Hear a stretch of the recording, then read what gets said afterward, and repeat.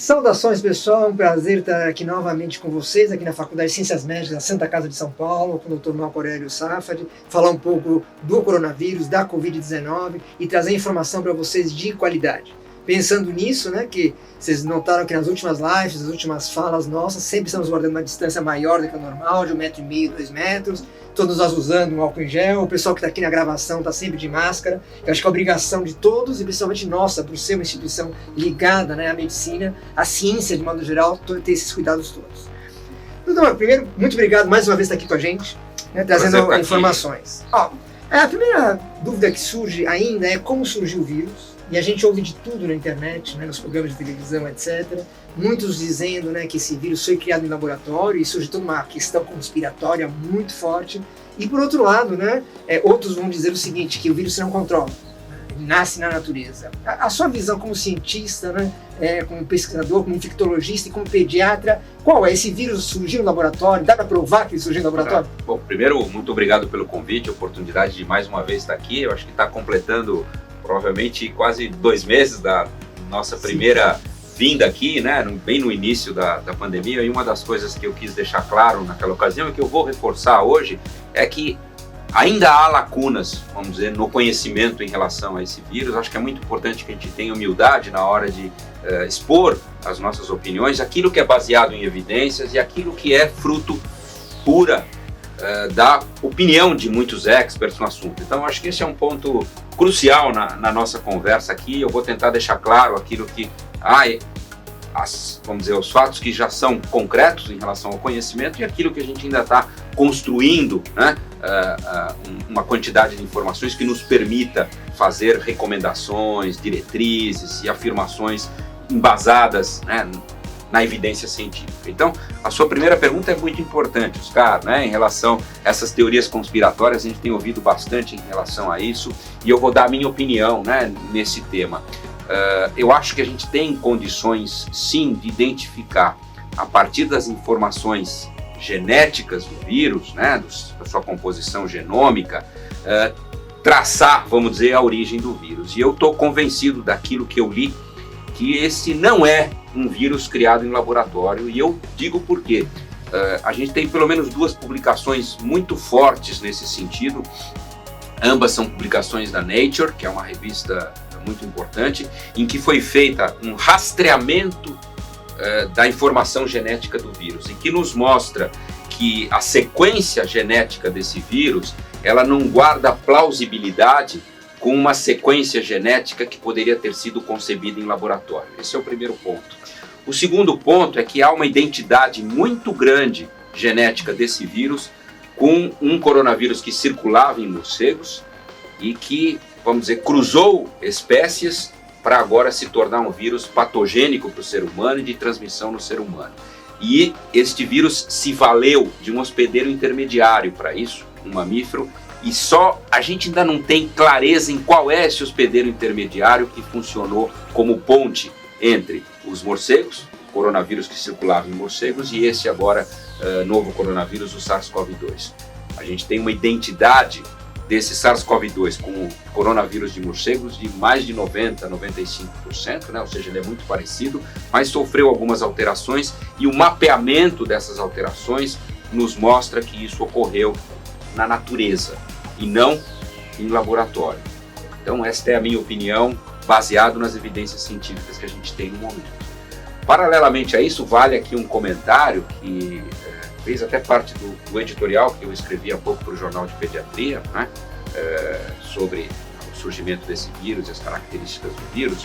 E um dos pontos que eu coloco é que essa pandemia vai deixar alguns legados e alguns ensinamentos. E um deles, na minha opinião, é que a gente, respeitando as individualidades culturais, etc., se a gente levar em conta as condições onde houve o surgimento desse vírus, esses mercados de animais exóticos que nós temos na Ásia de uma maneira geral, né, eles representam um cenário propício para o surgimento desses vírus respiratórios. É uma prática cultural, né? Isso é uma questão complexa. Uma prática cultural, complexo, que a gente tem que respeitar isso, mas a gente tem também que alertá-los para que a manutenção desses mercados, da maneira como eles existem, representa um perigo constante, né? Uma bomba relógio para o surgimento assim como houve esse novo coronavírus, é perfeitamente razoável, levando em conta como esses mercados funcionam, animais vivos, mortos, alta densidade demográfica, etc., o surgimento de, por exemplo, cepas de influenza, que possam também ser fruto dessa circulação e que possam se tornar extremamente graves e associadas a pandemias. Então, uma mensagem, né, que eu quero deixar é que acho que toda a comunidade tem que discutir de uma maneira madura, né, como a gente tentar minimizar o risco do surgimento desses vírus na natureza, e uma delas é revisitar a maneira como esses mercados funcionam nesses países asiáticos de uma maneira geral. Agora, hoje é dia 23 de abril de 2020. Eu queria uma análise sua um pouco, uma avaliação dessa pandemia atualmente. A gente sabe, ela veio China, né, Europa, né, o caos, né, que se instalou na Itália, Espanha, reações muito diversas, né, Reino Unido, Alemanha, Portugal, Espanha, quer dizer, cada país acaba reagindo de uma maneira, e hoje, né, nesse momento, nós estamos vivendo essa questão muito forte na América do Sul.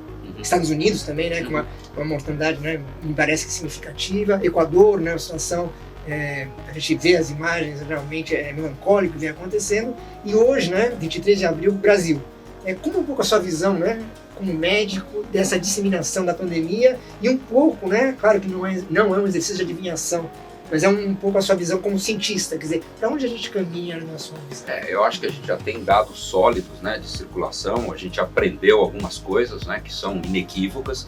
Então esse é um vírus que não respeita, vamos dizer, barreiras geográficas, né, não respeita barreiras climáticas, que muito se colocou, que vírus respiratórios normalmente são vírus que têm dificuldade para circular em climas quentes, úmidos, etc. A gente não está vendo isso, né? Então, claro que isso pode representar eventualmente uma fragilidade no fitness do vírus, etc., mas a infectividade que esse vírus apresenta, ou seja, o grau de infectividade, ele é muito importante. Então, ele tem circulado de maneira importante em todas as regiões geográficas, que é o que a gente está vendo.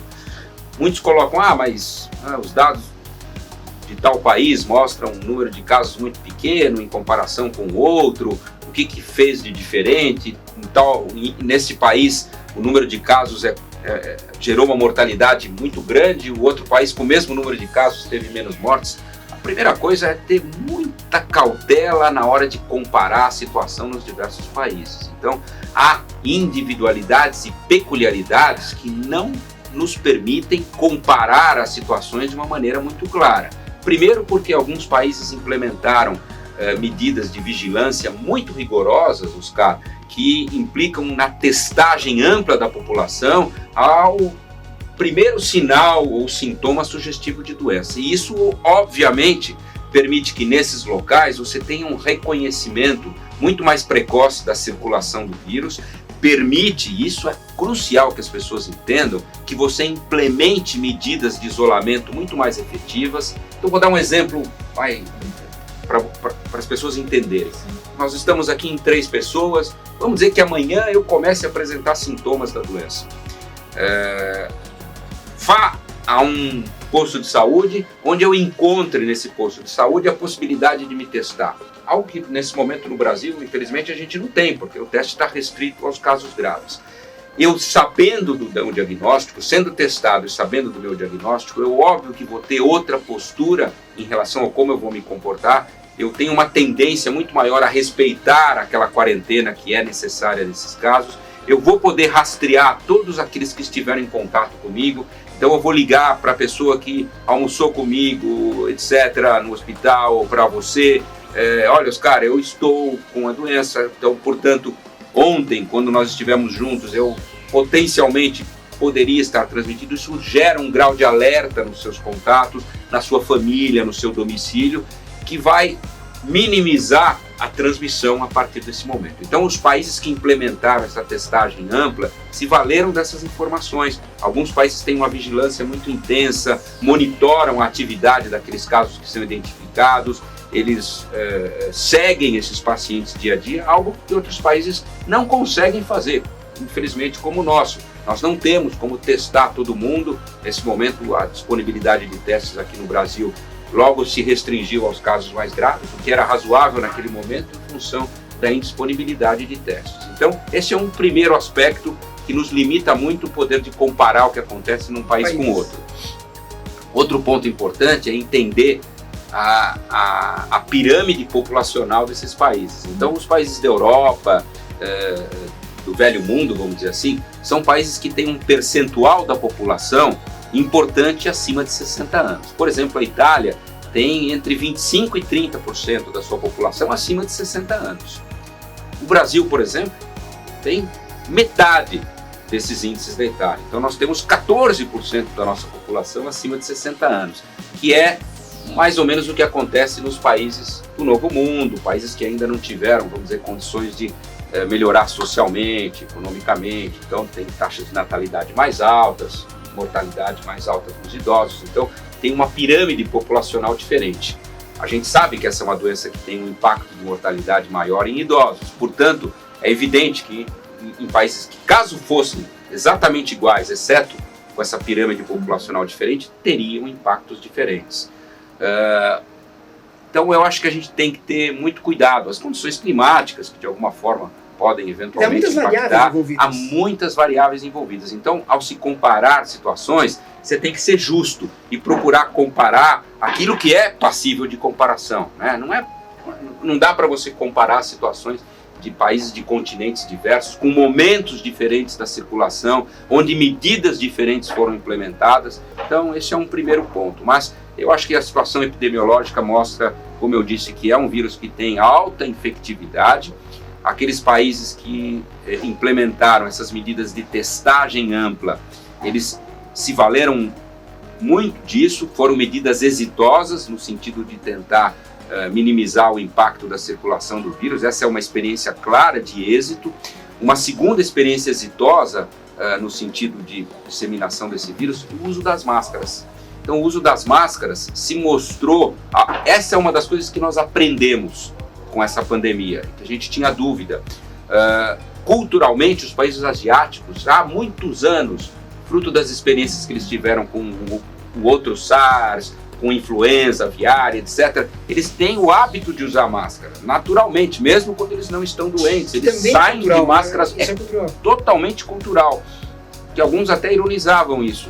E o que a gente aprendeu é que isso se mostrou fundamental nessa pandemia. Por quê?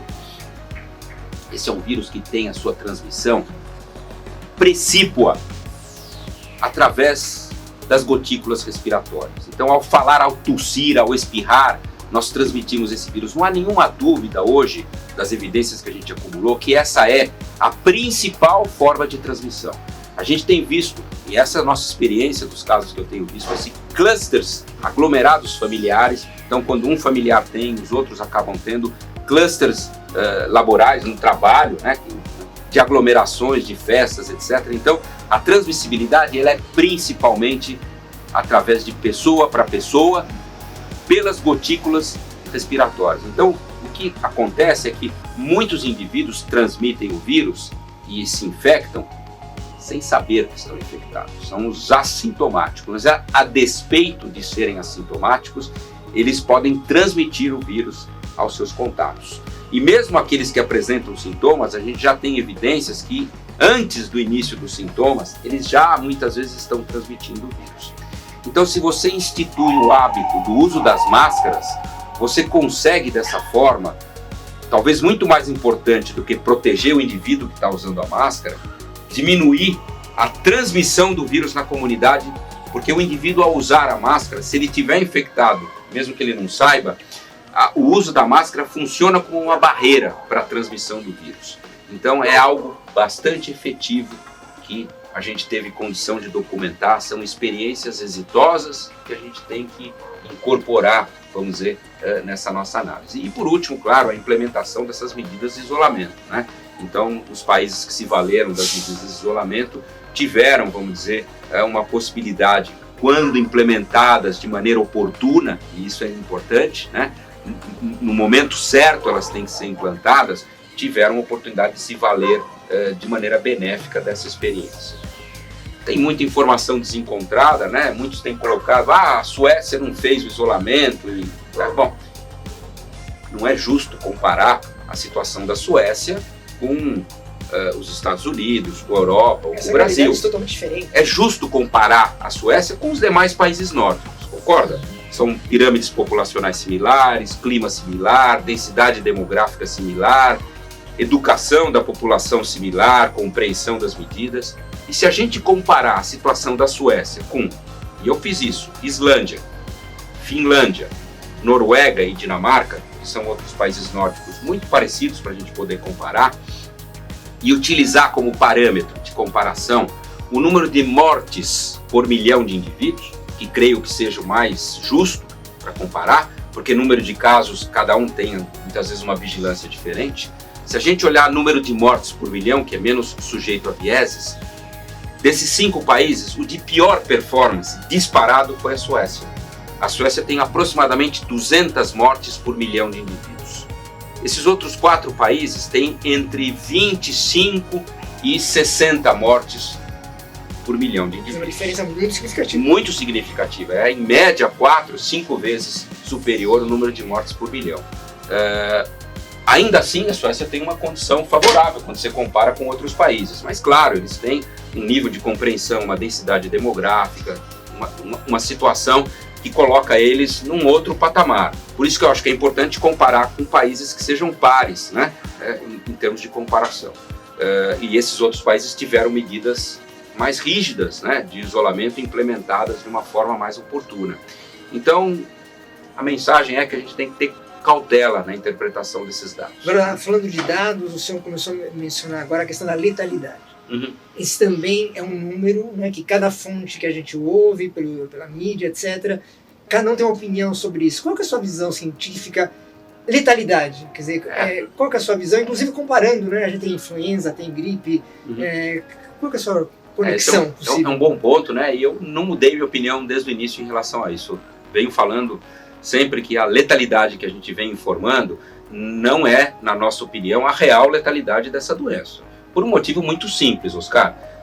Letalidade se calcula da seguinte forma: no numerador você põe o número de mortes atribuídos àquela doença e no denominador o número de casos atribuídos àquela doença naquela população, naquele momento.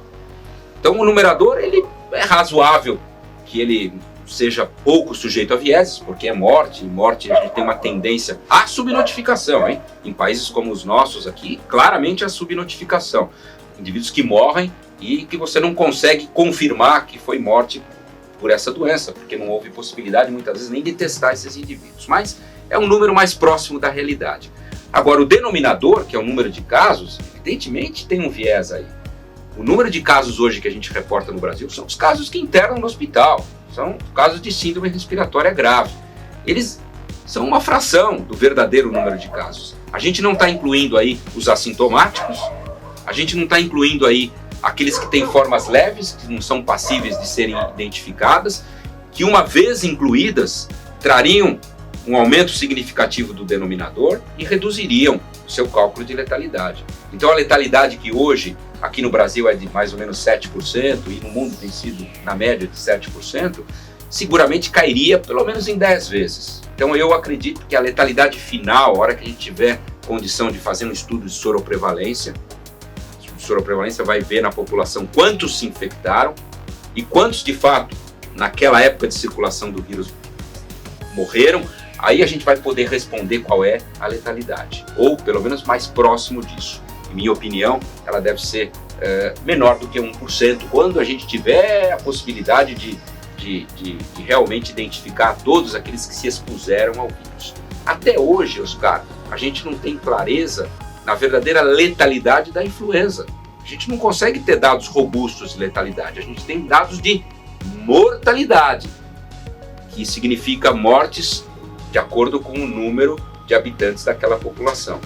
Então, eu imagino que a hora que a gente tiver a possibilidade de coletar, deva ser algo em torno disso, mas de novo, isso não é ainda ciência, isso é só minha opinião, né? E a gente espera acumular um pouco mais de dados, principalmente de soroprevalência, para responder qual é a real letalidade dessa doença. Até tem cientistas no mundo inteiro, né, buscando esses dados. Isso é importante. E claro que vai ter diferença de acordo com países que puderam, vamos dizer, ter uma estrutura hospitalar organizada para atender melhor a sua população, melhor acesso, né, ao sistema de saúde, melhores condições sanitárias, que vão ser países que vão identificar uma menor letalidade do que outros, onde houve colapso no sistema de saúde, que não permitiu que a qualidade da assistência de saúde fosse oferecida para aquela população doente da maneira ideal. E esse é o objetivo principal de você tentar a tal do achatamento da curva,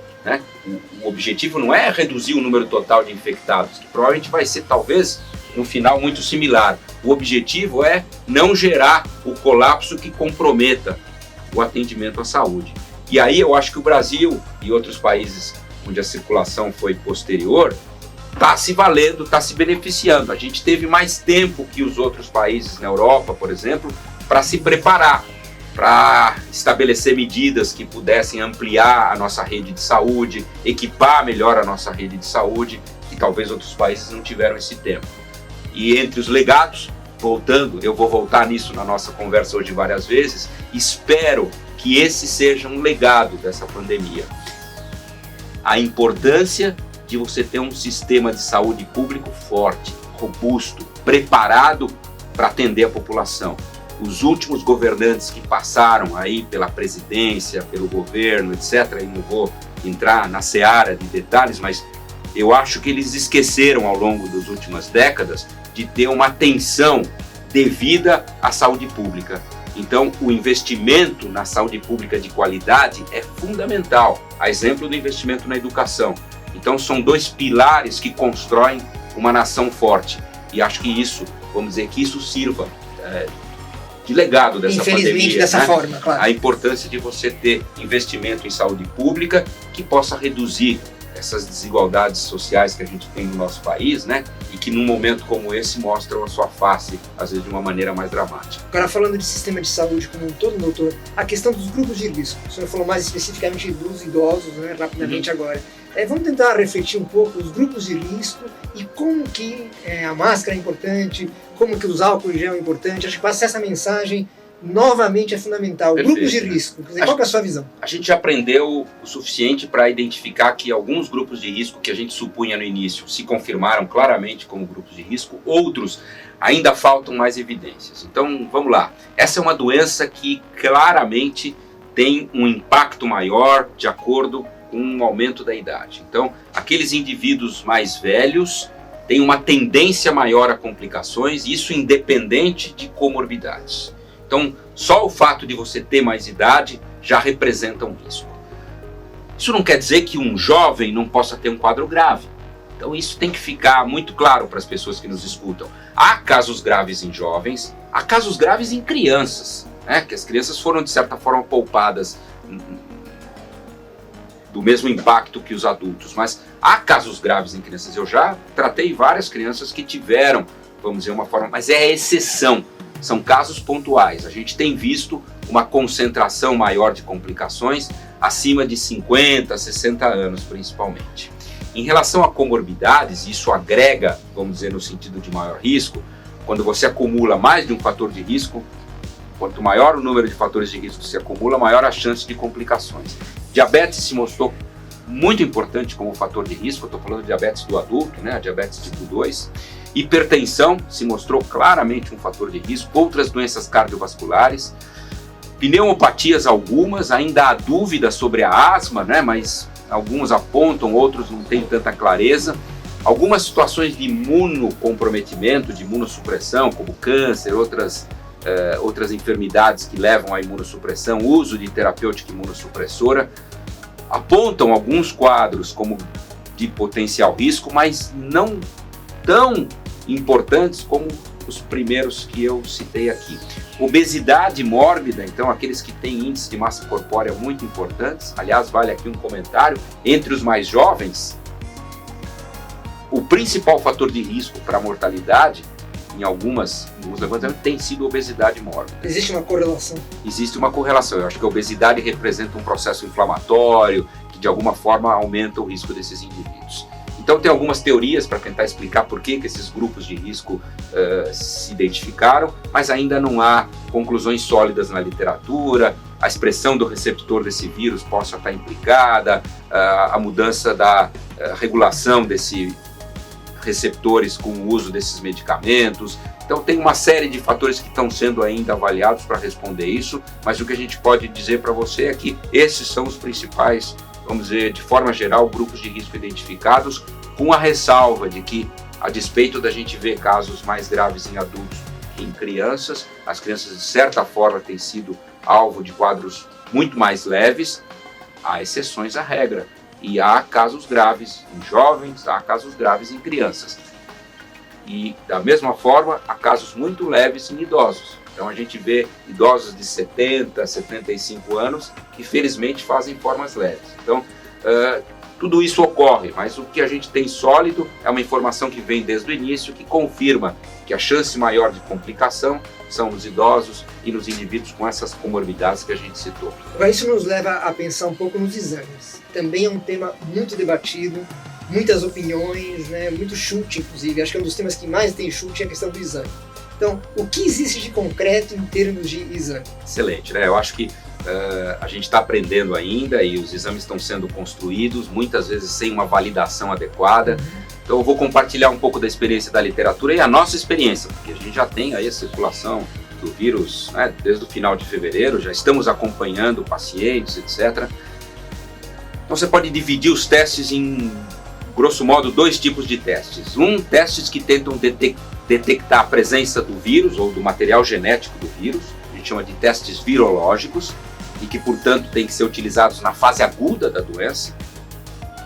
E os testes sorológicos. Esses não medem a presença do vírus, mas vão medir a presença de anticorpos contra esse vírus. É aquilo que acontece. Tem esses 2 grupos, já. Tem esses 2 tipos de exames, grosso modo. Sim. Os virológicos e os sorológicos. Os sorológicos vão medir anticorpo. Então já fica evidente de cara que um teste sorológico, que vai medir anticorpo leva tempo para ser produzido. Se eu pegar a doença hoje e me infectar e começar a ficar doente, eu provavelmente só vou ter anticorpo contra esse vírus daqui a 10, 15 dias, no mínimo, para ter anticorpo em título importante para ser detectado. Então, você usar um teste de anticorpo no paciente que chega com alguns dias de sintomas para fazer diagnóstico, obviamente é um equívoco grande. Então, isso tem que ficar claro para quem nos escuta. O que nós aprendemos com esses testes? Então, primeiro os virológicos, que são esses que você colhe na amostra respiratória, é o tal do PCR, reação em cadeia de polimerase. O que ele faz esse teste? Ele detecta RNA do vírus, material genético do vírus, no trato respiratório e em outros locais onde eventualmente a gente pode encontrar o vírus. Por exemplo, as fezes têm sido alvo de alguns estudos, a gente está até também trabalhando com isso, tentando identificar, eu já colhi de algumas crianças, e nós temos encontrado, da mesma forma que você encontra o vírus no trato respiratório, você encontra detecção do material genético do vírus nas fezes também. A sensibilidade, que é o termo que a gente usa para identificar quantos que você colhe o exame, que você identifica o vírus, que estejam infectados, tem mostrado que quando você colhe essas amostras nasofaringe, né, que é o que todo mundo tem feito aí, a gente tem uma sensibilidade que tem variado de 50% a 70%. O que quer dizer isso? Eu tenho pelo menos, na melhor das hipóteses, 30% de indivíduos que, a despeito de estarem infectados, vem um resultado negativo. Então esse é o primeiro desafio, Oscar. É importante ter em mente isso, a dinâmica, né, de comportamento desse vírus. Então, os métodos de PCR não são, para este coronavírus, de alta sensibilidade quando você usa a amostra de nasofaringe. Quando você faz uma amostra do escarro, quando você coloca um tubo lá para colher broncoscopia, aí a sensibilidade vai lá em cima, acima de 90%. Mas o que a gente faz na prática, obviamente, é a amostra de nasofaringe, e essa tem limitações de sensibilidade. Especificidade é o termo que a gente usa para aferir, vamos dizer, a acurácia da informação quando ela identifica um vírus e ter certeza que é, de fato, aquele vírus que foi identificado. A especificidade é alta, ela é de virtualmente 100%. Então, quando eu detecto o vírus, o material genético do vírus, eu posso dizer com muita segurança que é, de fato, o novo coronavírus, o SARS-CoV-2, que está naquele indivíduo. Os testes de anticorpos recém chegaram ao Brasil. Então a gente está aprendendo um pouco com a sensibilidade e especificidade desses métodos. O que eu posso adiantar para vocês é que dos testes sorológicos tem 2 tipos de testes, aqueles convencionais que você vai, colhe uma amostra de sangue e demora aí, vamos dizer, 24, 48 horas para ficar pronto. Tem várias metodologias, ELISA, quimiluminescência, enfim, imunocromatografia, tem várias metodologias, mas o que a gente está vendo é que a sensibilidade desses métodos também não é a ideal. Então há sim resultados falso-negativos e a chance de falso negativo é tanto maior quanto mais inoportuna for a coleta. Então, quando você vai coletar esses anticorpos, o primeiro anticorpo que aparece é o tal do IgM, que é o que mostra a infecção, vamos dizer, a resposta na fase, logo após a fase aguda de doença. É o primeiro anticorpo da classe IgM, ele é fugaz, dura algumas semanas e depois ele desaparece. Um pouquinho depois do IgM surge o tal do IgG, esse sim, que em princípio vai permanecer por muito tempo, a gente não sabe ainda por quanto tempo, mas em princípio permanece por anos circulando e que mostra que você teve infecção e construiu, vamos dizer, uma resposta imunológica. Para a detecção do IgG, os exames têm sugerido que idealmente você deve ter pelo menos 15 dias de sintomas. Eles falam às vezes em 7, 10 dias, mas para que a sensibilidade seja otimizada, o ideal é que você tenha pelo menos 15 dias. E mesmo com 15 dias de sintomas, a gente tem visto pacientes que foram infectados sabidamente, porque tiveram teste virológico positivo, e que a detecção desses métodos sorológicos não identificam os anticorpos. Talvez porque não houve tempo ainda, mas talvez porque eles tenham falha na sua sensibilidade. Nos testes virológicos, a gente está fazendo estudos para ver por quanto tempo você detecta o vírus nesses indivíduos. E a gente tem visto, principalmente nos casos mais graves, e saíram vários estudos nesse sentido essa semana, que a tendência de excreção nos casos mais graves é mais longeva, dura mais tempo a excreção do vírus. E aqui vale um comentário. Os métodos virológicos que a gente faz, o PCR, detecta RNA viral.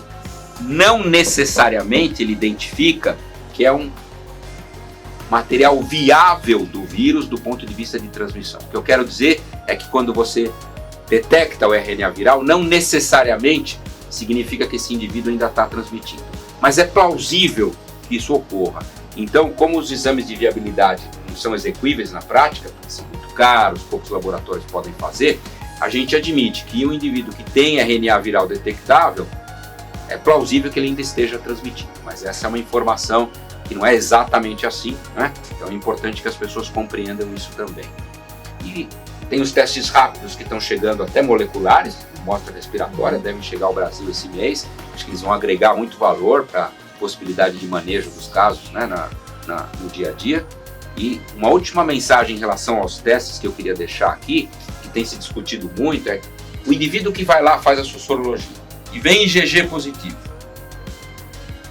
Isso significa um passaporte de imunidade, como alguns têm colocado aí, que eu tenho ouvido? Significa que esse indivíduo está protegido? Então essa é uma das informações, conforme eu disse no início aqui da nossa conversa, que ainda não há dados concretos em relação a isso. Não houve tempo da gente avaliar se esses indivíduos que construíram uma resposta imune com IgG, de fato estão protegidos contra uma nova infecção por esse coronavírus. E aqui eu tomo a liberdade de lembrar que tem algumas doenças que quando você as tem, você desenvolve anticorpos que vão te proteger pelo resto da tua vida. Você deve ter tido sarampo na tua infância. Sim. Eu também tive. Nós somos uma faixa etária em que o sarampo circulava. Eu não vou ter mais sarampo na minha vida, eu posso entrar em contato com o vírus, porque a imunidade que eu construí, ela vai me garantir para o resto da minha vida proteção contra o sarampo. Assim é contra a rubéola, assim é contra a cachumba, assim é contra várias doenças. Então é importante deixar isso bem claro. Não existe nenhuma comprovação científica que quem teve Covid está protegido. Está protegido. Há vírus, por exemplo, o próprio vírus influenza, o rotavírus, o norovírus, são vírus que você pode ter, vírus sincicial respiratório, você pode ter mais de uma vez na sua vida. Ou seja, o fato de você contrair essa infecção não gera uma imunidade para o resto da sua vida. Nós não sabemos ainda como se comporta a imunidade contra o SARS-CoV-2. A gente tem algumas informações dos outros 2 coronavírus zoonóticos, né, do SARS hoje que a gente pode chamar de COV-1 e do MERS, que os estudos mostraram que, pelo menos por alguns anos, eles garantiam uma chance de os indivíduos ficarem protegidos contra a nova infecção. Mas isso é uma resposta que a literatura vai nos dar em breve. Minha opinião, eu acho que a gente está protegido. Eu acho que o indivíduo que tem IgG, ele vai estar protegido num primeiro momento, pelo menos protegido contra formas mais graves da doença. Mas é só uma opinião. A gente não tem nenhum elemento hoje para garantir que isso possa acontecer. Então a gente tem que ter muita cautela, né, na hora de afirmar que esses indivíduos que se expuseram e que construíram uma resposta imune estão de fato protegidos contra uma nova infecção. Interessante dizer que ainda não há nenhum dado na literatura sólido de reinfecção. Teve vários relatos, mas relatos anedóticos, que na minha leitura foram muito mais casos de persistência de detecção do vírus ao longo do tempo do que de fato reinfecções por esse novo coronavírus. Então, falando de tratamentos é uma pergunta para uma próxima live. Exato, não, eu ia te comentar, além disso, outro tratamento anedótico que tem muito hoje em dia é quando a gente pensa em tratamentos. Surge uma vez por semana, uma vez cada 2 dias, surge alguma coisa em algum lugar que alguém leu, que alguém viu, ou relatos, né, de pessoas que a gente não sabe exatamente quem são, dizendo, isto funciona. O que a gente tem de ciência hoje, o paciente que contrai Covid-19, o que existe de tratamento? Eu também não vou entrar na seara de discussão que teve uma série de vieses, infelizmente, mas eu vou tentar me concentrar naquilo que é ciência de fato, naquilo que são estudos de qualidade, que tentam demonstrar. Então a gente aprendeu muita coisa com o manejo desse vírus, né, e as características das alterações que ele provoca no organismo. Então não é só uma insuficiência respiratória que esse vírus provoca, não é só uma pneumonia. Existem receptores desse vírus no trato renal, no trato gastrointestinal, até mesmo quadros neurológicos já foram descritos. Tem muitos pacientes que fazem manifestações gastrointestinais. Insuficiência renal e alterações renais têm sido descritas de maneira frequente. Existe, naqueles indivíduos que desenvolvem as formas mais graves, mais severas, distúrbios importantes de coagulação. Então essa é uma das coisas que a gente aprendeu e no mundo inteiro a gente tem visto publicações mostrando a importância do manejo desses distúrbios de coagulação e do manejo precoce. Então muitos dos danos provocados por esse vírus relacionam-se a fenômenos de microtromboses, tromboembólicos nos vasos sanguíneos, etc., que respondem por muito do dano causado por esse vírus em alguns quadros aos indivíduos. Então, toda vez que a gente identifica essas alterações na coagulação, é imperativo que se faça a introdução de heparina e outros elementos que funcionam como intervenções muito efetivas e oportunas no manejo desses quadros. Outra coisa importante é a assistência ventilatória, né? Então a gente aprendeu uma série de lições aí com o ideal manejo de assistência ventilatória, de ventilação, de colocar esses indivíduos em posição prona, como a gente chama, né? Isso facilita muito a recuperação desses quadros respiratórios. A gente já aprendeu que alguns indivíduos fazem o que a gente chama de tempestade inflamatória, né? Que eles chamam de cytokine storm, né? Em inglês. Então, a resposta imune que a gente constrói, Oscar, é claro que ela nos ajuda, mas a exemplo do que já tinha sido identificado em algumas outras doenças, por exemplo, dengue, na reinfecção ocorre isso, essa tempestade inflamatória às vezes pode trazer mais danos do que benefícios. Então, modular nesses pacientes que cursam com tempestade inflamatória, né, o controle disso ajuda na recuperação desses pacientes. Então, alguns elementos, anticorpos monoclonais que têm agido para inibir um pouco essa resposta inflamatória, eventualmente o corticoide, não é para todo mundo, são situações peculiares. Então, esses manejos têm se mostrado em algumas situações, e não em todas, benéfico. Antivirais específicos, a gente não tem nenhum até agora, né? E eu não me convenci do que eu li nesse momento, de nenhum antiviral que tenha demonstrado de maneira clara benefícios. A gente precisa ainda de mais dados científicos de qualidade.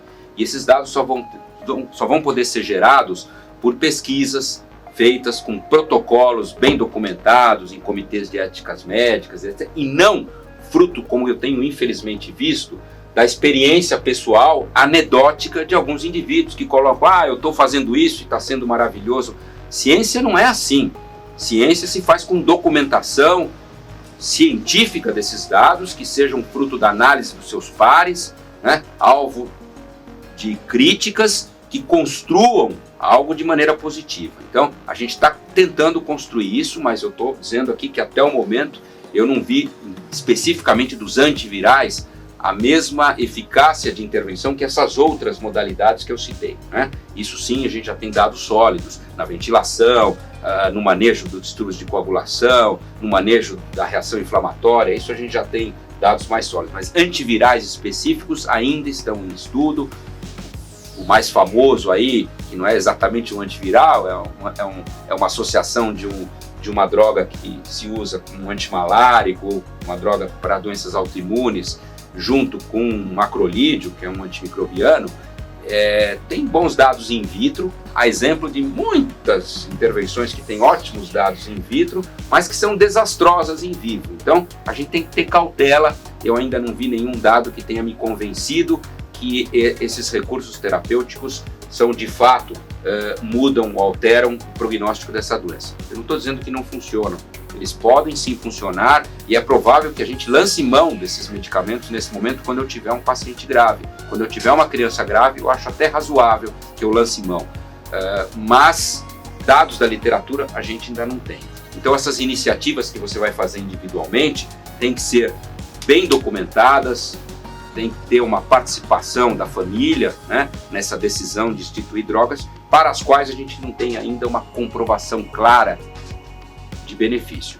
E os protocolos dos estudos é uma outra coisa, eles vão ser implementados, estão sendo implementados e vão gerar em breve a informação que a gente quer ter de qual medicamento e principal e mais importante, Oscar, talvez um desses medicamentos usado na fase grave, ele não ajude nada, mas se fosse usado numa fase precoce, ele teria resultado. Com influenza é assim. O remédio que a gente tem para influenza, que mais nos ajuda, os inibidores de neuraminidase, eles só adiantam se você introduzir numa fase precoce da influenza.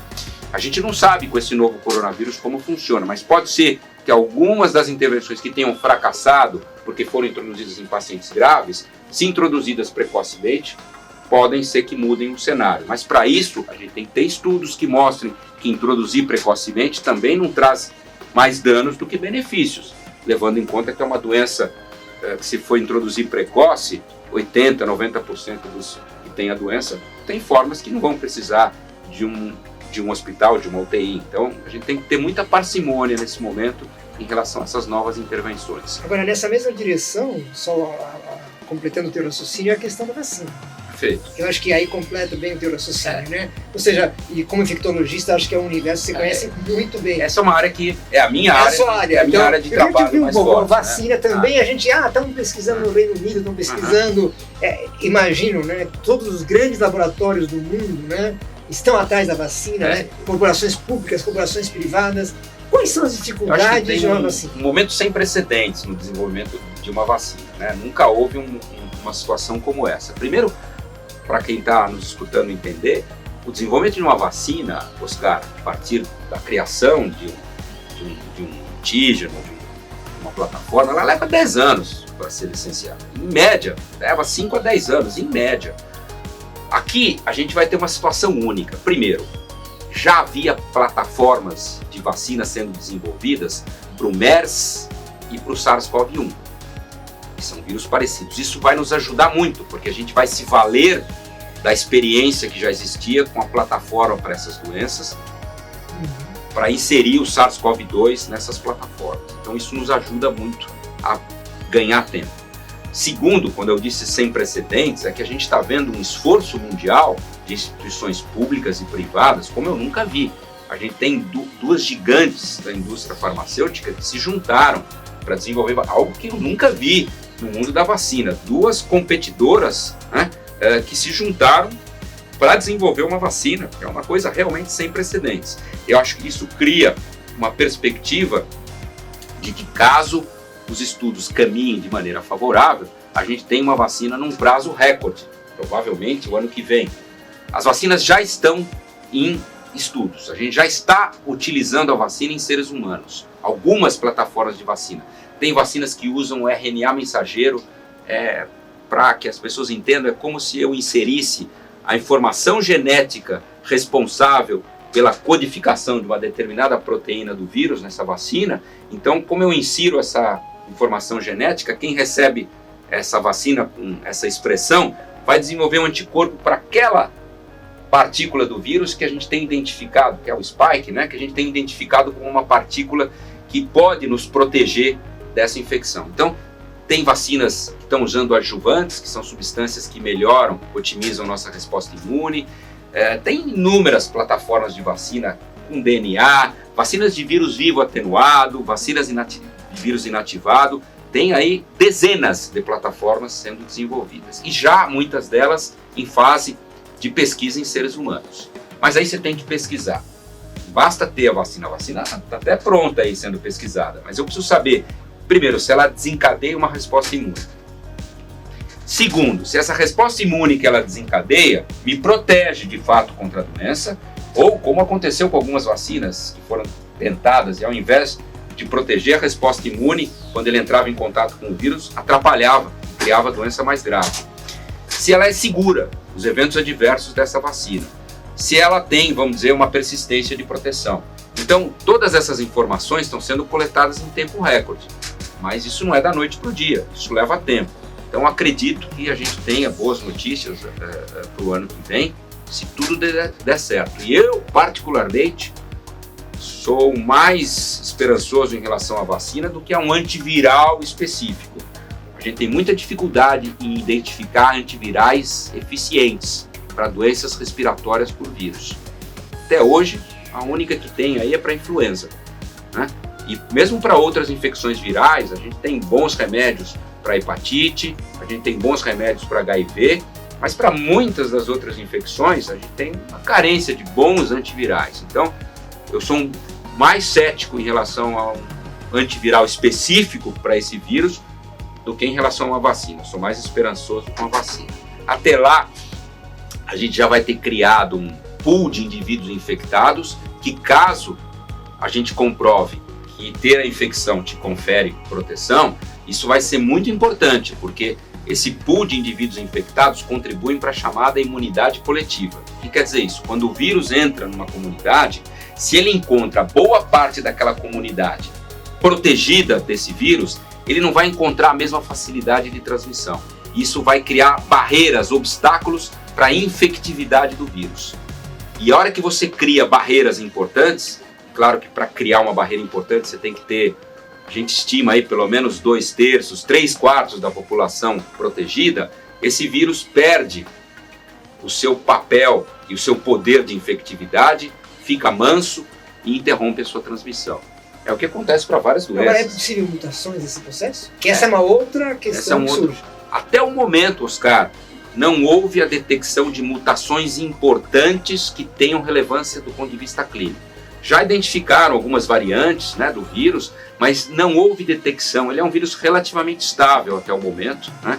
E essas variantes não se traduziram por alteração do ponto de vista clínico. Então, o que a gente tem visto é que há sim variantes genéticas circulando, mas que são não associadas a maior ou menor virulência. Não há nenhum dado até agora que tenha identificado isso. Agora, como médico, como pesquisador, como cientista, né, para terminar essa conversa, o que a pessoa que está vendo esse vídeo, né, que a gente está gravando hoje, né, 23 de abril de 2020, o que ela pode fazer em casa para cuidar não só de si mesma, como o senhor falou muito bem, mas, por exemplo, se ela convive com idosos, se ela convive com crianças, ou se ela é obrigada a trabalhar, né, ela tem que sair porque ela tem obrigações que tem que cumprir, mas o que ela pode fazer no metrô, no ônibus, quer dizer, vamos levar isso para a vida prática de cada um de nós.